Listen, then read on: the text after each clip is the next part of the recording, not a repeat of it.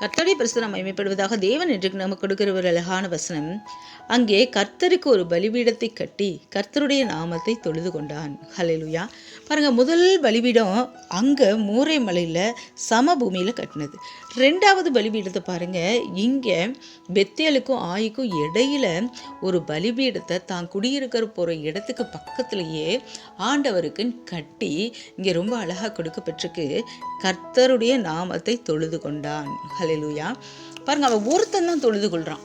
அதுக்கு ஒரு பலிபீடத்தை கட்டி ஆண்டவர் உண்டு. ஆனால் இன்னைக்கு நீங்கள் யோசிச்சு பாருங்க, என் அருமையான தேவஜனமே, கோடிக்கணக்கில் கோடியான பேர் ஆண்டவரை துதிக்கவும் பாடவும் ஆராதிக்கவும் அவருடைய அற்புதங்களை அதிசயங்களை சொல்றதுக்கு இந்த ஒரே ஒரு ஆபிரகாம் எடுத்து பயன்படுத்தினார். இன்றைக்கு இருக்கக்கூடிய ஒருத்தரை கொண்டு இந்த தேசத்தை அசைக்க முடியும். விசுவாசிங்க, கர்த்தர் உங்களை அப்படியே ஆசீர்வதிப்பாராக. ஆமென்.